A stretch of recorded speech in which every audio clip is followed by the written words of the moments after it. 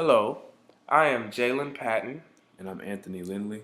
and we are going to present on projectile motion. Now, to start, what is a projectile? Okay, projectile motion is a form of motion in which an object is thrown obliquely near the Earth's surface and it moves along a curved path under the action of gravity only. So when it's moving in a curved path, gravity is the only force acting on it at that point. But initially, the initial velocity and the angle of projection are other forces that act on it. So, in our presentation, we will use Greenfoot software to show you two scenarios. Both scenarios, we will run two test trials. One scenario will include a cliff, and one scenario will not. The cliff will represent a horizontally launched projectile, And the one without the cliff will represent a non-horizontally launched projectile. The difference being that with the non-horizontally launched projectile, you change the angle at which the bomb is being projected. So, without further ado, let's go ahead and get started and run our programs. So first, we're going to do the horizontally launched projectile.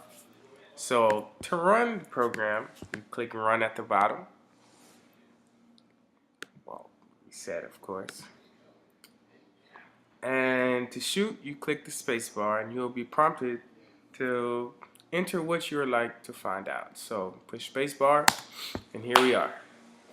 As Jalen just said, we have a list of different variables that you would like to solve for using one of these equations in the bottom. Now, the equations on the far left-hand side are just the general equations. The equations in the middle and the right are specified for the x and y direction. Now, we will show first what happens when you get an incorrect answer, and then we will run the same scenario again, showing what happens when you get a correct answer. Let's solve for time using height or the y components. Okay. It asks you for the height. Now, it says the height will be a negative value because you want to assume that where the cannon is on top of the rock is 0. And when it says the height, it means the y value at which the bomb will land. So since it's going to be below the cannon, which is at 0, it's going to be a negative value. So let's go ahead and put negative 0.6 meters for the height. And it is not asking you to plug in your answers. Now, this is where we go back to the formulas. Now, we know that, so this is where you have to, based on what variables you have, you choose which equation is best to solve for whatever you're looking for. In this case, we're looking for time. So only two equations have time, so that crosses out the bottom equation. So you're left with 2. Now, we know that VIY, or velocity in the y direction, is 0 because since it's being launched horizontally, that means it's being launched straight. That means there is no velocity in the y direction. It's only in the x direction. And the only reason that it's going down is because gravity is acting on it. So VIY is equal 0. And we know that AY, which is in the second half of the equation, is acceleration in the y direction, which is negative 9.8, which is also known as acceleration due to gravity. So since we know that AY is negative 9.8, and we know that VIY is 0, and we know that y, or Fy, on the left side of the equation is negative 0.6, we're going to use the top equation to find time. So write out the equation, however, filling in the variable that you would need. You should have negative 0.6 on the left side, 0t plus half negative 9.8 times t squared.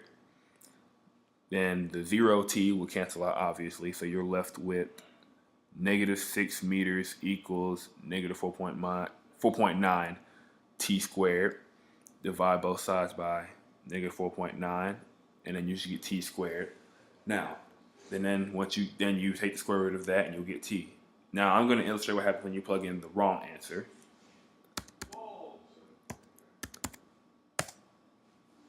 error message comes up. You got the wrong answer. Plain and simple. Now, run the same scenario, exact same equation.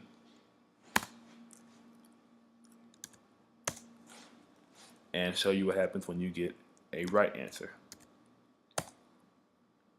Okay. Now, if you solved the question earlier, then you would know that the correct answer is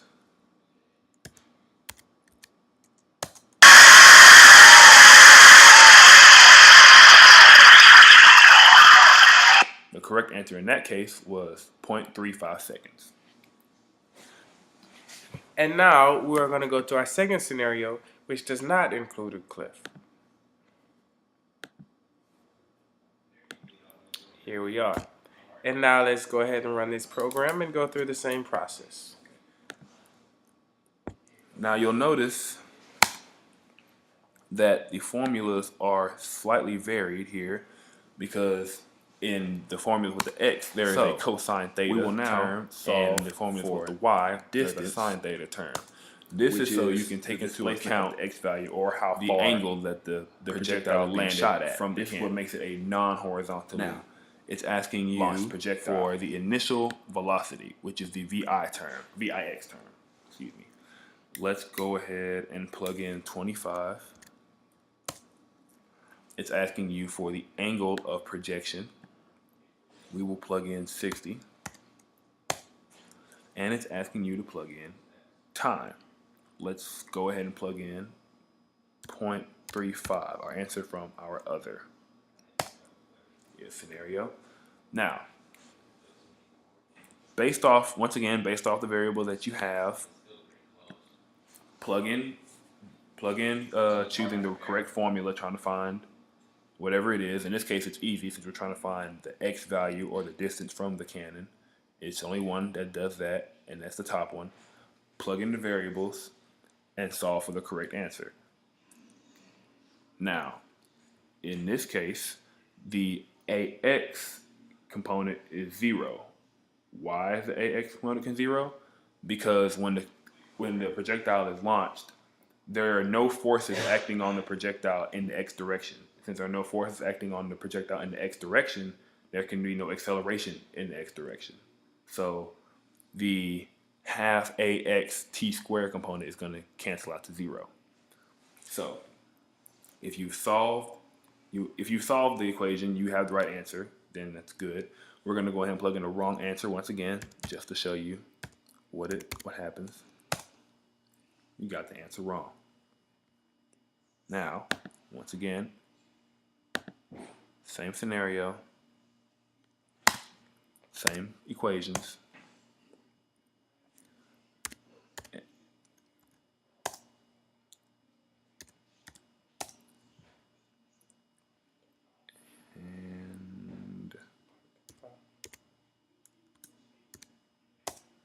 Now we're going to plug in the right answer, which is, once again, if you solved it while waiting, the right answer is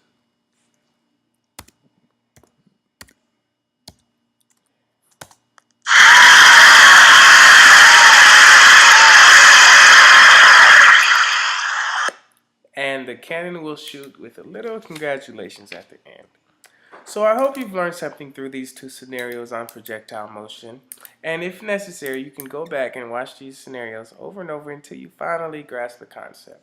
So without further ado, thank you from both Jalen Patton and Anthony Lindley. And this was Projectile Motion.